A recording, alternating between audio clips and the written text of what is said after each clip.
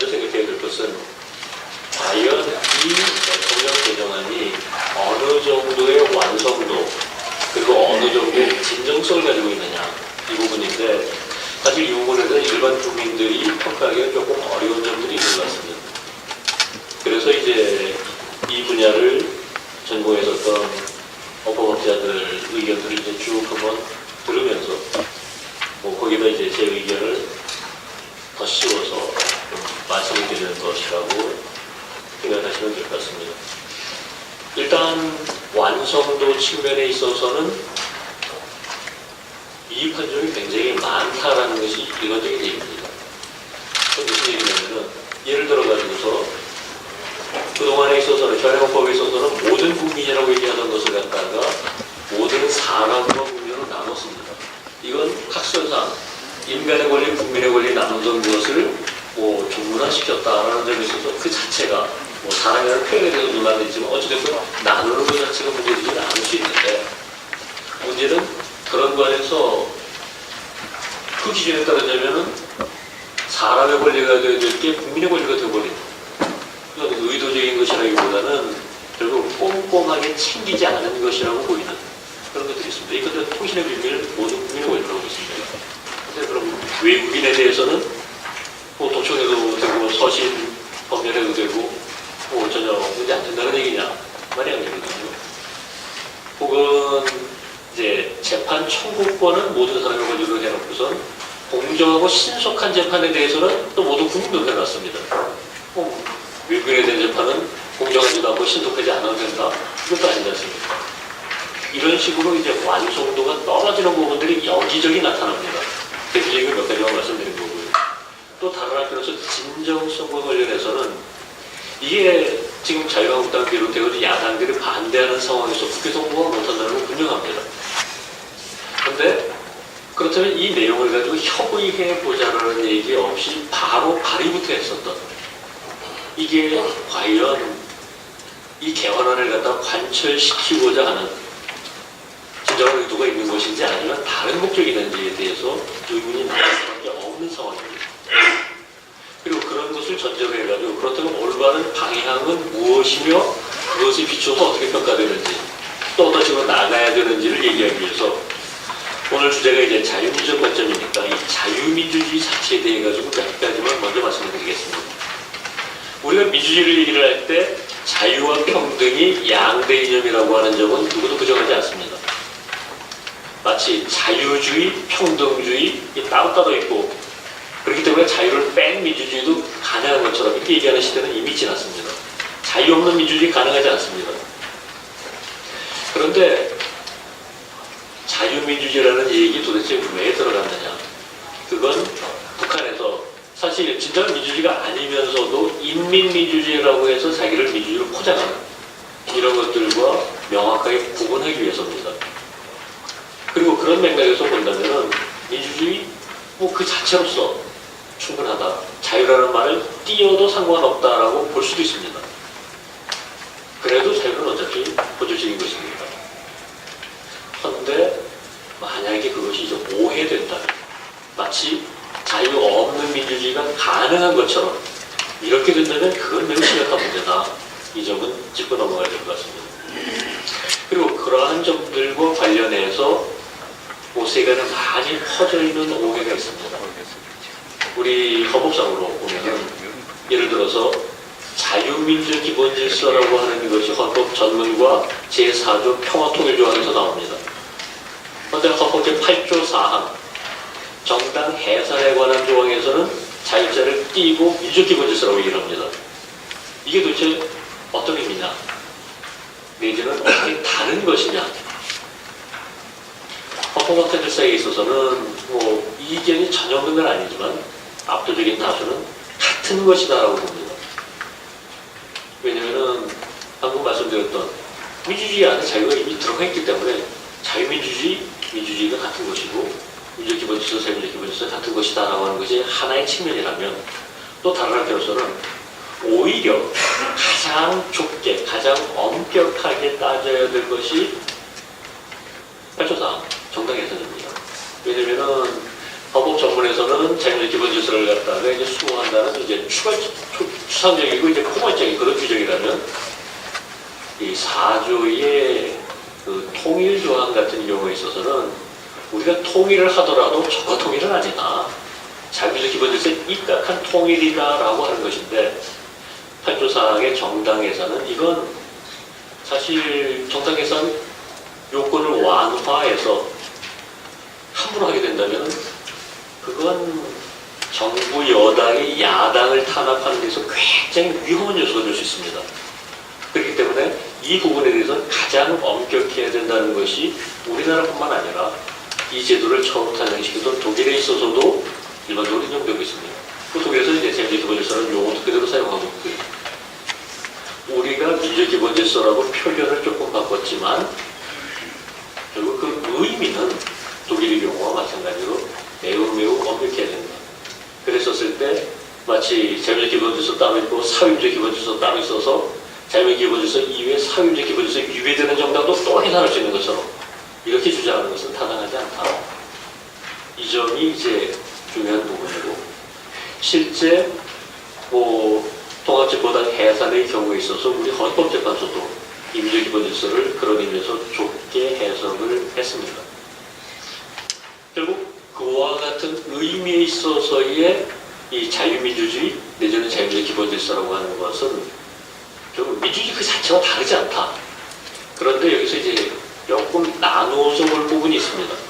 그건 무엇이냐면은 우리가 어떨 때는 민주주의 내지는 자유민주주의를 실현시켜야 된다라고 얘기를 하고 자 실현의 경우는 민주주의 내지는 자유민주주의입니다.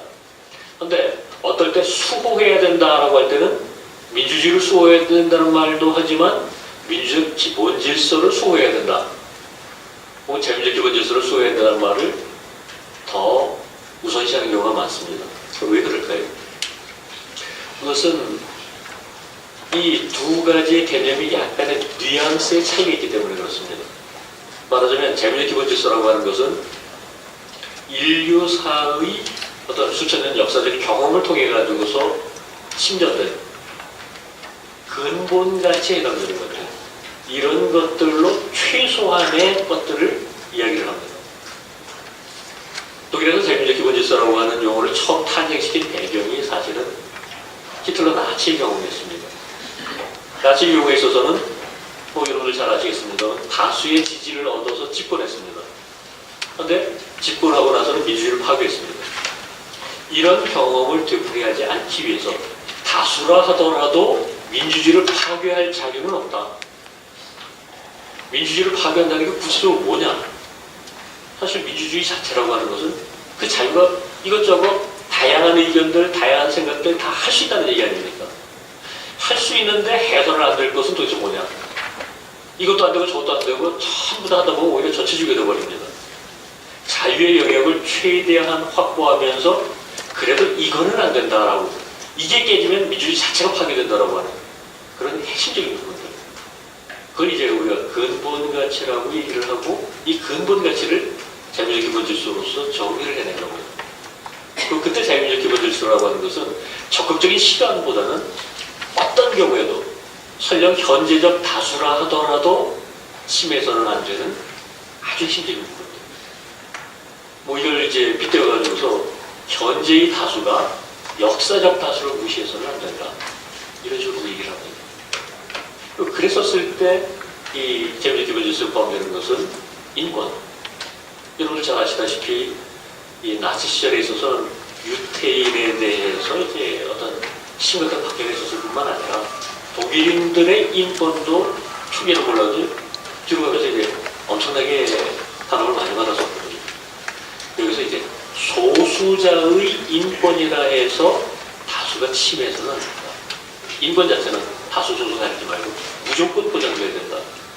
자, 여기서 여러분들이 구분하셔야 될 것은 어떤 합리적인 이유로 공익을 위해서 적정하게 제한되는 것과 그렇지 않고 이 소수자니까 니들은 인권을 무시해도 된다는 식으로 얘기하는 것하고는 완전히 다른 거거든요.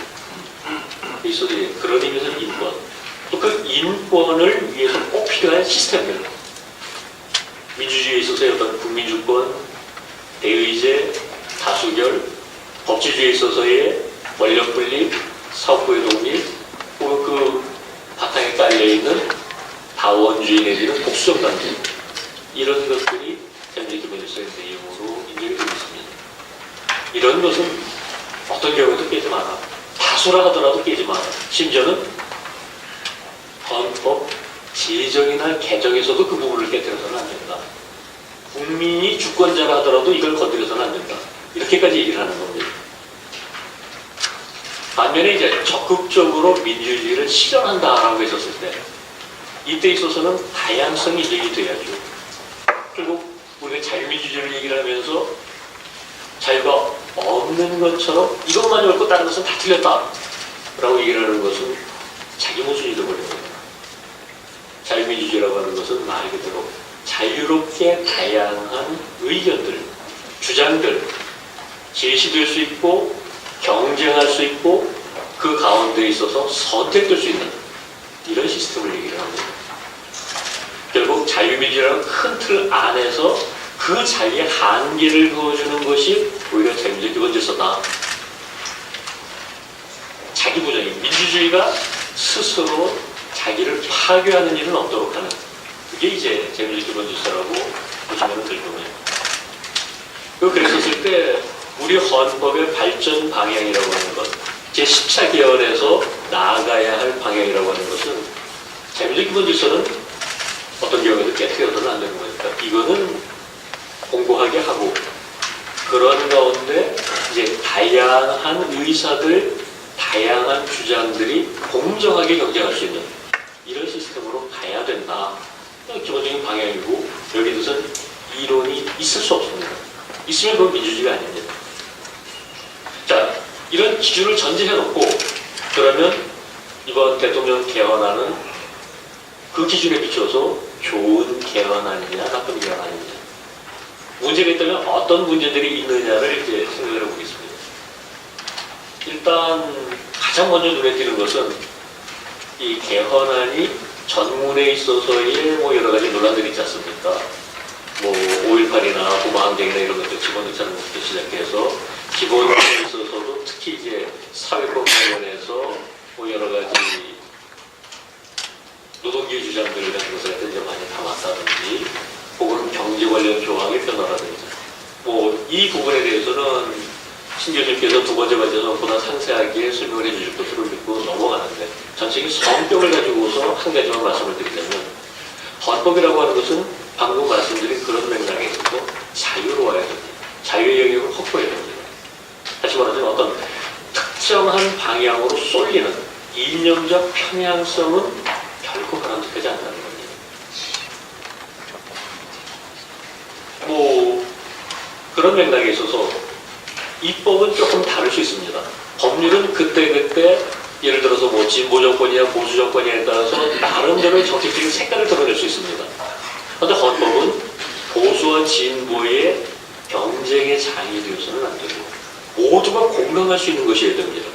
헌법 자체를 갖다 무슨 어떤 정권의 전승보고서처럼 이렇게 만들려고 해서는 안 된다는 것이죠. 그리고 그걸 아예 처음부터 제도화 시켜놓게 된 것이 헌법을 개정할 때는 국회 제적의원 3분의 2 이상의 찬성을 얻어야 된다. 51대 49의 근소한 차이로는 바꿀 생각도 하지 말아라는 거거든요. 결국 뭐 보수건 진보건 여당이건 야당이건 합의했었을 때만 가능하다. 이걸 얘기를 하는 겁니다. 그런데 그런 맥락을 봤었을 때 과연 이게 그런 정신에 부합하는 것이냐 의심스럽습니다. 또 개헌안의 권력구조와 관련해서 얘기를 한다면 지금 정부 여당에서는 대통령의 권력을 많이 축소했다라고 얘기를 합니다. 근데 제가 오늘 이전에도 여러 차례 이제 뭐 토론회든 특히 지난 금요일 같은 경우는 이제 공보학회에서 이제 헌법 전문가들을 앞에 놓고서 이 국민헌법 자문특위 부위원장이었던 연세대 김동철 교수랑 이 문제 가지고서 직접적인 토론을 한 적이 있었는데요. 그때 제가 그렇게 얘기를 했습니다. 이건 권한이 축소된 게 아니라 오히려 확대된 거 아니냐. 물론 권한 자체를 갖다 새로 추가하거나 그런 것은 없습니다. 그런데 정작 줄은 것은 없으면서 5년 단임을 4년 연임으로 하면 이 대통령의 임기를 연장한다는 것 자체가 권력을 굉장히 키워놓는 거거든요. 87년 당시에 5년 단임을 채택한 이유 자체가 장기 집권 독재, 좀 대통령 권력이 세지면서 위험하다라고 했기 때문에 5년 단임한 건데 그걸 다시 4년 연임으로 바꾸려면 그만큼 그것에 상응하는 만큼 권력을 많이 내려놔야 됩니다. 그래야지만 그런 위험성이 줄어들겠죠. 근데 내려놓는 게 없습니다. 여기서 이제 몇 가지만 말씀을 드리면, 국가원수 이제 더 이상 아니다. 국가원수라는 조항 삭제했다. 이렇게 얘기를 합니다. 근데 여전히 국가를 대표하고, 사실 국가를 대표하는 게 국가원수 아닙니까? 근데 그것을 형식적으로 하는 것도 접어두더라도, 그러면 행정부 수반이다. 행정부 수반이 어떻게 대법원장을 임명을 합니까? 국가원수도 아닌데.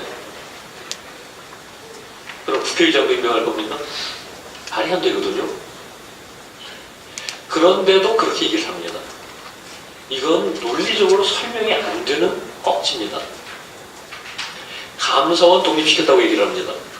그런데 감사원장, 감사원 여전히 대통령이 임명합니다. 그건 제대로 독립된 거 맞습니까? 아닙니다. 대법관들을 이제 대법관 추천위원회에서 한다고 얘기를 합니다. 그런데 그 추천위원회 9명 위원 중에서 대통령이 3명, 그리고 대통령이 임명한 대법원장이 3명입니다. 압도적인 다수가 대통령의 영향력 하에 있습니다. 감사위원이나 혹은 헌법재판소 재판관들 9명 333으로 나눠놨다고 얘기를 합니다. 근데 대통령 3명하고 국회 3명 중에서 여당 혹시 1명 내지 2명 될 겁니다. 그리고 대법원에서 과거 대법원장이면 대법관 회의로 바꿨는데 그쪽도 대법원을 이제 대통령이 사실상 그렇게 지배를 하게 되면 그쪽도 코드를 또 맞추게 되지 않겠습니까? 또 압도적인 다수입니다. 이런 식으로 해가지고서 권력 내려놨다라고 말할 수 있느냐? 저는 아니라고 봅니다. 그리고 우리가 대안을 찾을 때 있어서는 원칙적으로 얘기를 하자면은 이념적 편향성을 넘어서 국민적인 공감대를 형성할 수 있는 그런 개헌안이 되어야 될 거고요. 여기 있어가지고서 지금 현재 문재인 대통령 지지율이 높고 그러니까 이제 국민적인 지지를 얻을 수 있고 그러니까 이런 것들도 이참에 끼워넣자. 이런 식으로 가는 것은 매우 위험할 뿐만 아니라 나중에 정말 우리 스스로의 발목을 잡는 그런 일이 될 위험성이 매우 크다라고 생각을 하고요. 그리고 잘 알지 못하는 분들이 그런 얘기 자주 합니다. 왜 자꾸 권력 구조가 가지고 그러느냐? 국민을 위해서 기본권이 더 중요하지 않느냐? 기본권을 왜 신경 안 쓰고 권력 구조 가지고 그러느냐? 근데 그건 완전히 틀린 얘기입니다. 오히려 기본권 때문에 권력 구조가 중요한 겁니다. 국가 권력이 오남용되어서 기본권이 침해되는 거거든요. 우리가 아무리 장식으로 이제 기본권 조항들을 더 화려하게 만들어 놓는다 하더라도 침해에 대한 방지책이 없으면 그림이 떡입니다. 결국 이 기본권이 제대로 보장되기 위해서는 권력의 오남용을 제대로 막을 수 있어야 되는데 그건 별개가 아닌데 그걸 자꾸 오해하면 안 된다. 그런 의미에 있어서 기본권 보장이 제대로 되기 위해서라도 제왕적 대통령 문제를 극복하고 17개헌의 화두에 대해서는 부차개헌, 직선제개헌, 대통령 직선제 이런 것만큼 확실하지는 않지만 현재까지 여당, 야당, 시민단체 할 것 없이 분권과 협치가 이제 새로운 발전 방향이다라고 하는 점은 인정들을 하고 있습니다. 그러면 그와 같은 분권과 협치가 제대로 될 수 있는 권력 구조는 뭐냐? 대통령제는 아니라고 봅니다. 왜 그러냐면은 지금 민주화 이후 그 이전은 얘기할 필요도 없이 민주화 이후 30년 동안을 보면 결국 대통령은 승자 독식입니다. 국회에 대한 신뢰가 낮아서 시스템을 바꾸기 힘들다. 그나마 대통령이 낫다라고 하지만 대통령이 계속 실패했었고 실패의 원인이 그리고 이 제도 자체에 있다면 또 국회에 대한 국민의 신뢰가 낮은 원인이 이 제도 자체에 있다면 이걸 바꿔야 됩니다. 대통령이 모든 것을 가지고 그렇기 때문에 야당은 자 여대 야소는 통제가 불가능합니다. 야당은 극합수적으로 갈 수밖에 없고 그리고 이제 여소야대의 경우에 있어서는 야당이 확실하게 발목을 잡습니다. 대통령 못해먹겠다고 얘기합니다. 왜냐하면 야당 입장에 있어서는 선의 경쟁이 불가능하거든요. 대통령이 실패해야지만 야당에게 기회 보는 이런 시스템에 있어서는 실패를 종용하는 듯한 그런 야당이 나타날 수밖에 없습니다. 이게 나라 전체를 위해서 바람직하지 않거든요. 선의 경쟁이 가능한 시스템이라고 하는 것은 결국 대통령과 총리가 권한을 나누고 야당이 다수일 경우에서 야당이 총리를 선출해서 자 대통령 나름으로 잘한다. 하지만 총리가 더 잘하지 않느냐. 뭔가 누가 더 잘하는지를 갖다가 이제 지도로 보여주는 쟤 못하니까 안 되겠다 하는 이런 식으로만 가지 않는 시스템이 진정한 의미의 협치고 그걸 가능하게 하는 것이 군권이다. 이렇게 저는 말씀드리고 싶습니다. 이제 마지막으로 한 가지만 더 말씀드리고 마무리하겠습니다.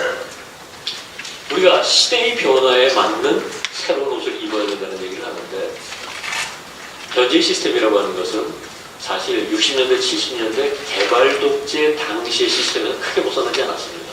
거기서 이제 살짝 조정한 정도거든요. 그때 당시에 있어서는 대통령과 청와대 중심으로 우리나라의 이제 한정된 인재, 한정된 제한을 집중 관리하는 것이 필요할 수 있었습니다.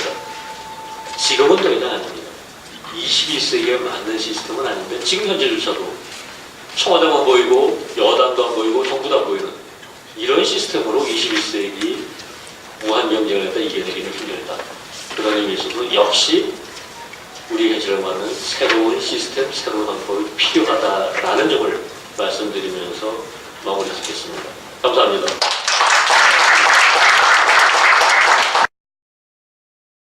숙명예배 신도입니다.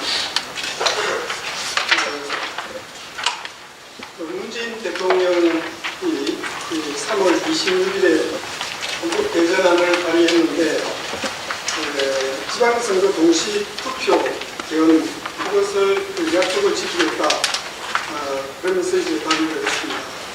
근데 아시다시피 야당은 이 대통령 개헌안 발의에 반대를 표시했습니다. 그러니까 현실적으로 야당이 반대를 하면은 국회에서 의결될 수가 없습니다. 그래서 지방선거에서의 개헌안 동시투표도 실현 불가능합니다. 그럼에도 불구하고 대통령이 개헌안을 발의한 것은 실제 개헌을 하겠다는 것이라기보다는 제가 보기에는 다른 의도가 있어 보입니다. 그 의도가 무엇일까? 지금 펼치고 있는 국정 운영 방향 이런 데 대한 대국민 홍보를 강화해가지고 지방선거에서 유리한 분위기를 이끌어내고 또 문재인 정부가 나가고자 하는 방향, 국정 운영 방향 그쪽으로 이제 쉽게 가기 위해서 하는 게 아닐까 그런 생각을 해봤습니다. 그런데 전반적으로 그 문재인 정부의 국정 운영 방향은 문제가 많다는 것이 제 생각입니다. 공공일자리 확대라든지 뭐 비정규직의 정규직화라든지 최저임금 인상이라든지 하나하나 보면은 또 복지 예산 증대라든지 다 그 반시장주의적 국가개입적 정책들이 주류를 이루고 있습니다.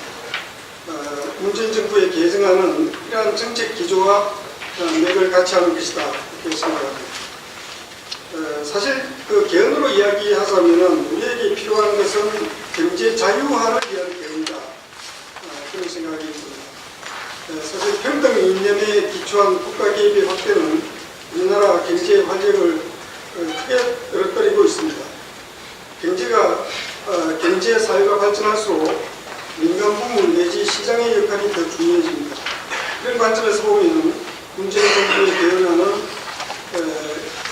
대한민국이 가야 할 방향과는 완전히 거꾸로 잡은 그런 개헌적 시대착오적인 것이다 그런 생각이 듭니다.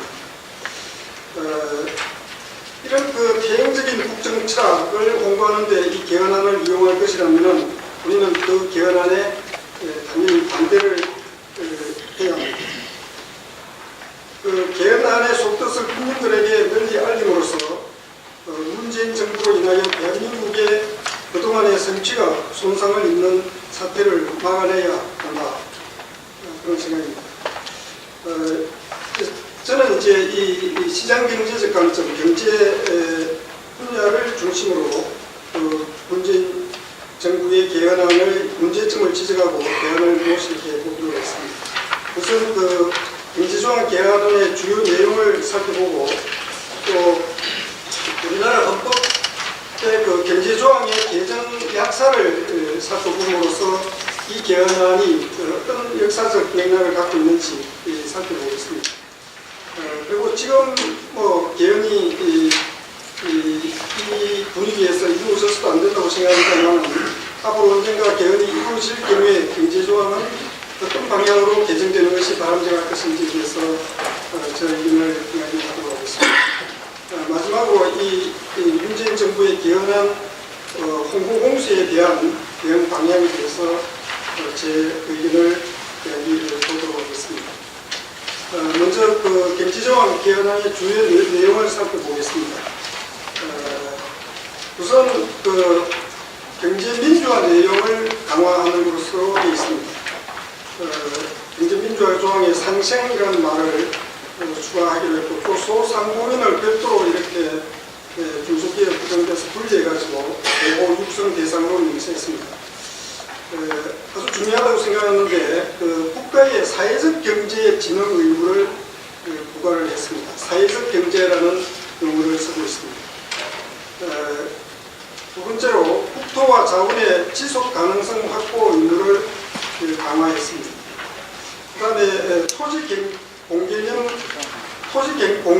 강화했습니다.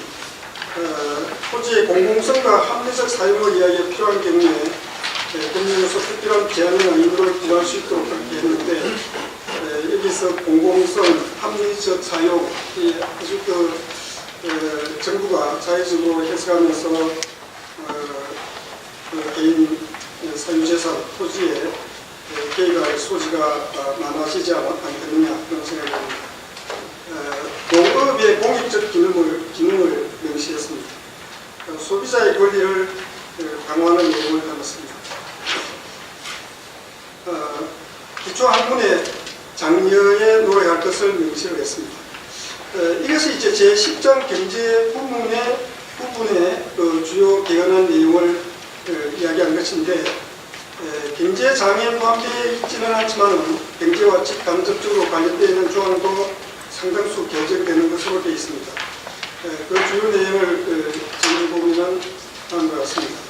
우선 그 사회보장과 관련해가지고 모든 국민은 사회보장을 받을 권리를 가진다 이렇게 이제 개정하는 것으로 되어 있습니다.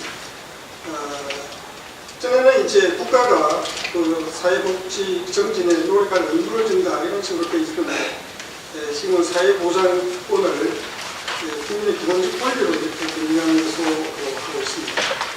그 다음에 모든 국민은 임신, 출산, 양육과 관련하여 국가의 지원을 받을 권리를 가진다 이렇게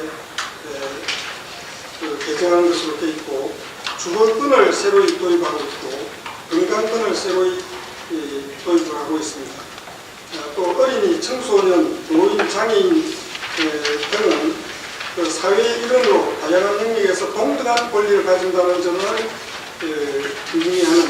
한다면서 그런 관련 조항을 신설하는 것으로 하고 있습니다. 안전권을 신설하고 있습니다. 그리고 그 근로에 관한 사항은 아주 그 내용이 광범위하게 변경되는 것으로 되어 있습니다. 우선 근로라는 용어는 뭐 일본 제국주의 군사독재 시대에 사용한 것이다 이러면서 노동으로 이제 다 바꾸는 걸로 그렇게 하고 있습니다. 근로의 의무는 뭐 헌법에서 이렇게 정하는 게 헌법도 의무로 보기 어렵다면서 이런 삭제하는 것으로 했습니다. 또 동일 노동, 동일 임금이 지급되도록 국가가 노력할 의무를 준다 이런 식으로 있습니다. 또 노사 배등 결정의 원칙을 명시를 하고 있습니다.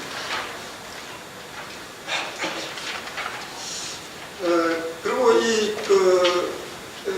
노동자가 지금 이제 노동 조건 개선을 위하여 단체 행동할 권리를 가진다 이렇게 되어 있는데 노동 조건의 개선뿐만 아니라 그 권리를 보호하기 위해서 단체 행동을 할 수 있도록 그렇게 규정하고 있습니다. 공무원에게도 원칙적으로 노동 상권을 인정을 하고 있습니다. 방위산업체에 종사하는 노동자도 이 원칙적으로 단체 행동권을 갖는 것으로 그런 식으로 규정을 변경하고 있습니다. 전반적으로 봐서 노동자의 권리를 대폭 강화하는 규정들을 도입하고 있습니다. 다음으로 우리나라 헌법 경제조항이 재정헌법부터 시작해가지고 여러 번 이제 개헌을 거치면서 바뀌어서 왔는데 당시에 어떻게 개정되어 왔는지 간단하게 역사를 살펴보도록 하겠습니다. 우리나라 헌법은 대만이나 스위스 같은 극히 일부 국가만이 가지고 있는 경제장을 별도로 두고 있습니다. 대부분의 나라에서 미국이라든지 프랑스, 독일 가지고 경제의 장이라고 따로 두고 있는 데가 없습니다. 그런데 우리나라는 이제 재헌헌법부터 이 장을 두고 있습니다. 그런데 재미있게도 이 경제의 장에 들어가 있는 조항의 수가 계속 늘어왔습니다. 1948년 재헌헌법에서는 6개 조항이 있었습니다. 그런데 좀 늘어와가지고 87년에 현행헌법에서는 18개 조항으로 되겠습니다. 3배가 늘었죠. 그리고 이번에 대통령이 발의한 개헌안에서는 21개 조항으로 이제 이렇게 되는 걸로 되어 있습니다. 또 늘어나는 것으로 되어 있습니다. 근데 먼저 재정헌법의 경제장 내용을 보면은 당시의 정치 경제적 분위기를 반영해가지고 국가 개입적인 요소가 상당히 강하게 포함되어 있었습니다. 경제장의 첫 번째 조문 제84조는 대한민국의 경제 질서는 모든 국민에게 생활의 기본적 수요를 충족할 수 있게 하는 시장 사회 정의의 실현과 균형 있는 국민 경제의 발전을 기함을 기본으로 삼는다. 이렇게 규정을 하고 있습니다. 이어서 각인의 경제상의 자유는 이 한계 내에서 보장된다. 경제상의 자유가 오히려 이제 국가가 이렇게 국민 생활의 기본적 수요를 충족하고 하는 그런 한계 내에서 이제 보장된다. 이렇게 규정을 하고 있습니다. 그 외에 이 광물, 기타, 중요한 자원, 자연력 이런 것을 국유로 한다 이렇게 규정이 되어 있고 또 중요한 운수, 통신 이런 공공성을 가진 기업은 국영 또는 공영으로 한다. 대외 무역은 국가의 통제하에 둔다. 이런 식으로 이제 상당히 국가 개입적으로 규정이 되어 있습니다. 그런데 이제 6.25 전쟁을 끝내고 이승만 대통령이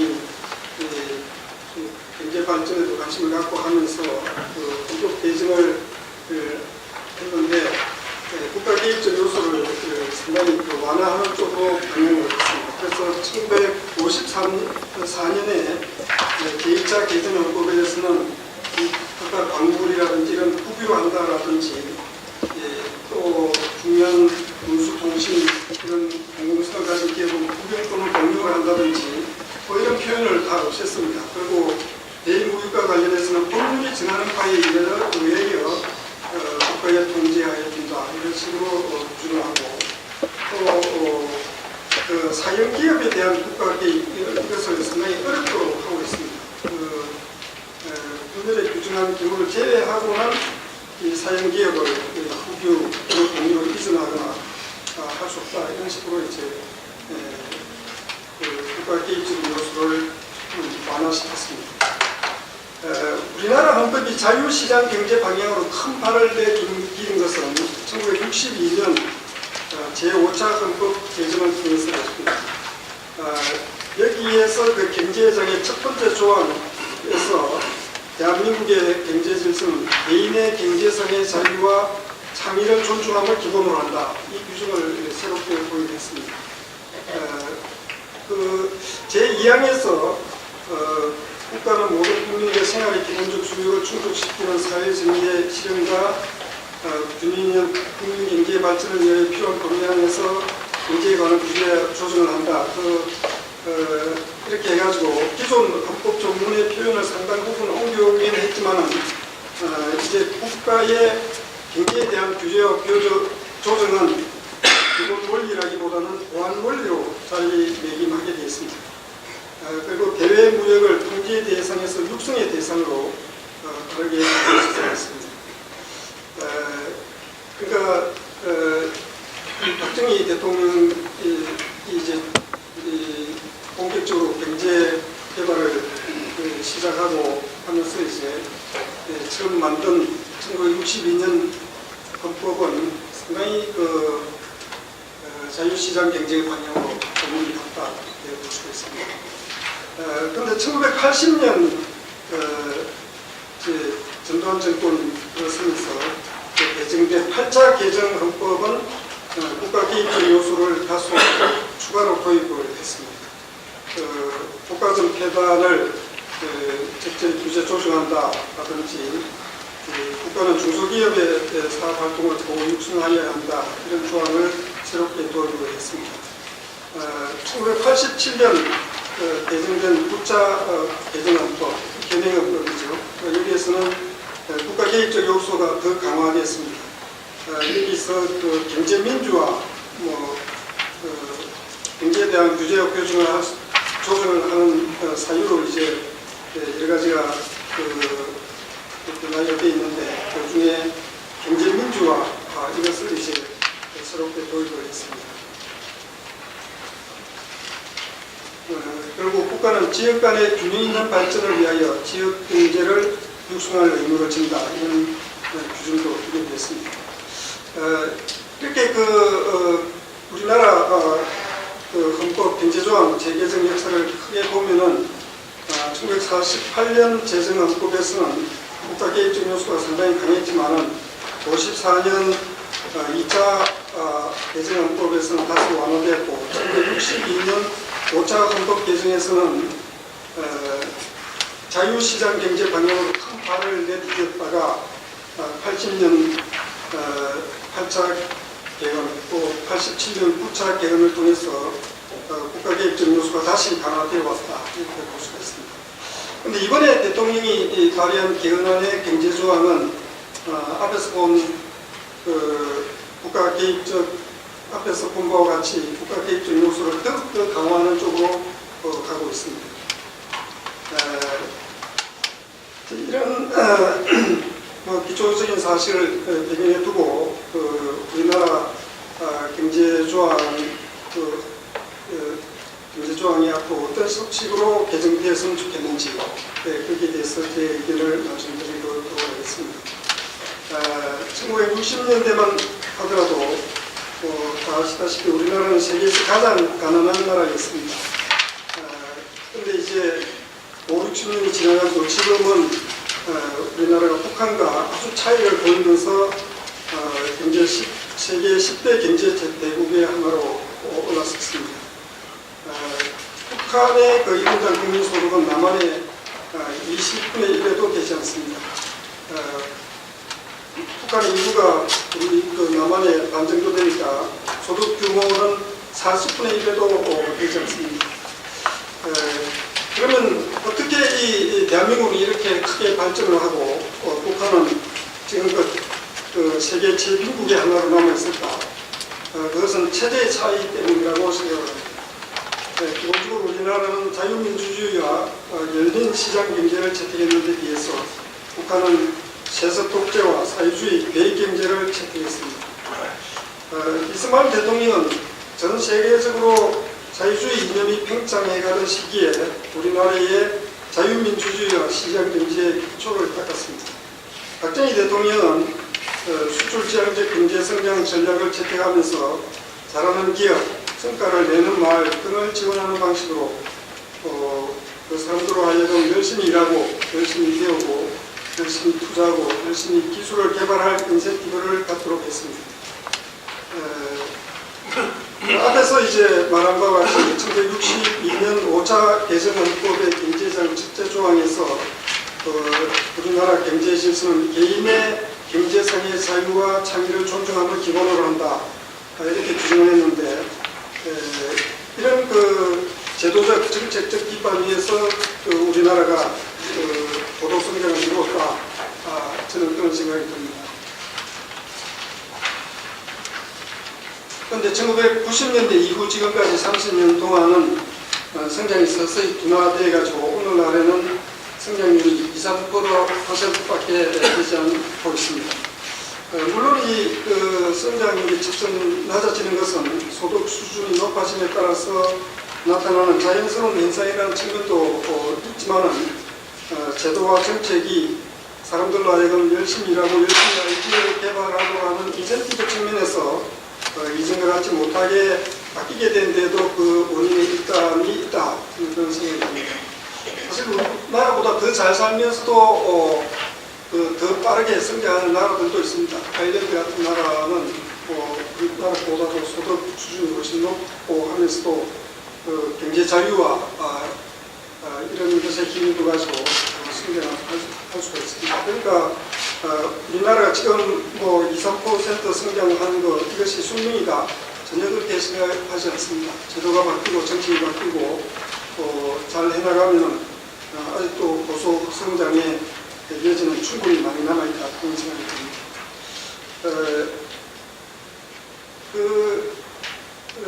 어떤 인센티브 시스템 이런 것이 이제 후퇴했다. 그것이 이제 1980년 또 1987년 개헌을 통해서 국가기획적 요소가 들어간 것이, 많이 들어간 것이 좀 작용을 했지 않느냐, 그런 생각이 듭니다. 사실 평등 이념에 기초한 국가기획, 이것이 우리나라 경제 활력을 크게 끌고 있는 것으로 보입니다. 뭐 약자다 하면서 노동자를 보호한다, 이렇게 그런 철학에 기초한 노동관련법이 지금 전투적인 기득권 노조를 옹호하는 수단이 되고 있습니다. 또 그럴듯한 명목을 앞세워가지고 교육, 의료, 금융 등 분야에서 규제를 많이 하고 있는데, 그래서 서비스 산업이 발전되지 않고 있지 않느냐. 복지제도는 이미 지금 상태로도 지속 가능하지 않는 것으로 지금 되어 있습니다. 예를 들어서 국민연금 같은 경우는 뭐 2060년이면 고갈되는 것으로 그렇게 되어 있습니다. 무엇보다 평등 이념에 기초한 국가기획은 국민의 자조자립 정신을 훼손합니다. 우리나라에서 이미 평등 이념의 과잉이 여러 가지 문제를 낳고 있는 상황에서 나온 대통령 발의 개헌안은 평등 이념에 기초한 국가기획의 강화를 선언하고 있습니다. 경제민주화 개념과 토지 공개념을 강화하고 사회보장을 국민의 권리로 규정하고 주거권, 건강권 등을 실시하고 동일노동, 동일임금의 원칙과 노사 대등 결정의 원칙을 도입하고 노동 3권 적용 개성의 확대를 도모하고 이런 것이 이제 결국 상생, 조화, 공정, 공익, 연대, 뭐 사회적 경제 이런 말을 쓰면서 이제 다 이런 걸 도입을 하고 있습니다. 그러면서 이제 이런 미사 여부를 앞세우면서 국가기획의 강화를 선언하고 있는데, 유명한 말이 있죠. 지옥으로 가는 길은 선의로 포장되어 있다, 이런 말이 있는데 지금 상황이 좀 그런 게 아닌가 그런 생각이 듭니다. 문재인 정부 출범 후 제시된 각종 정책은 자유시장 경제의 원리에 반하고 심각한 부작용을 수반하는 것이 많습니다. 급증 최저임금 인상 이런 것이 영세 기업이라든지 이런 소상공인 그런 사람들을 어렵게 하고 또 실업을 늘리고 있습니다.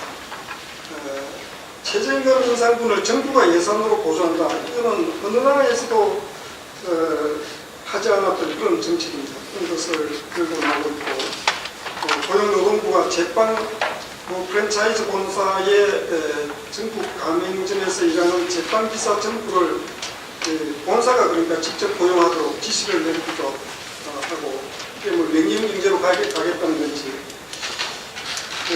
문재인 정부의 개헌안은 이런 정책 기조와 맥을 같이 하는 것이라고 할 수 있습니다.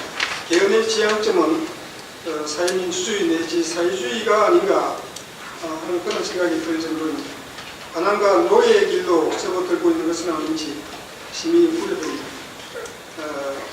전에도 아까도 이야기했듯이 지금 우리에게 필요한 개헌은 경제 자유화를 위한 개헌입니다.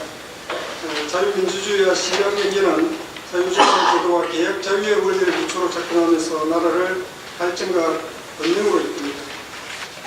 자유민주주의와 시장경제를 위한 헌법의 가장 중요한 역할은 통치자의 자의적인 권력 행사로부터 개인의 자유와 재산을 보호하는 것입니다.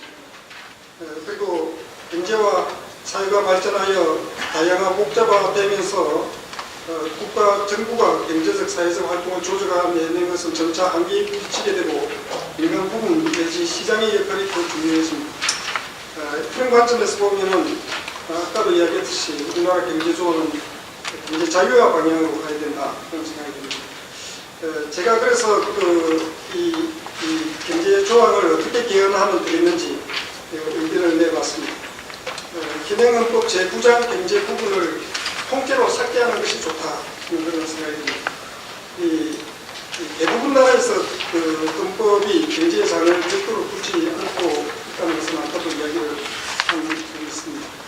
그 대신 이제 제2장 국민의 권리와 의무 이 장에서 아까 말한 국가가 개인의 경제상의 자유와 창의를 존중해야 된다든지 조금 전에 제가 이야기한 계약의 자유 이런 것을 명시하면 되지 않겠냐.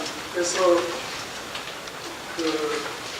현행 23조에서 사망을 추가로 해가지고 국가는 개인의 재산권을 보호하고 경제상의 자유와 창의를 존중해야 한다. 이런 조항을 두시면 좋겠고 그 다음 조항에 모든 국민은 계약의 자유를 가진다. 국가는 자유로운 거래의 활성화를 위하여 노력해야 된다. 이런 조항을 두면은 족하지 않을까 그런 생각이 듭니다. 요 경제조항 말고도 뭐 경제에 관련해서는 사실은 재정 건전성 확보를 위한 조항을 따로 이제 추가로 도입한다든지 이런 필요가 있다 그런 생각이 듭니다. 결론을 이야기하도록 하겠습니다. 지금 우리에게 필요한 개헌은 경제 자유화를 위한 개헌입니다. 그런데 문재인 정부는 상생, 조화, 공정, 공익, 연대, 사회적 경제 등의 미사 여부를 앞세우면서 국가기획을 강화하는 개헌안을 내어놓았습니다. 문재인 정부의 반시장적 국가기획적 국정 운영과 이런 홍보를 위한 시대 역행적인 개헌안은 제시되어야 합니다. 문재인 정부로 인하여 대한민국의 그동안의 성취가 손상을 입는 사태를 막아내야 합니다.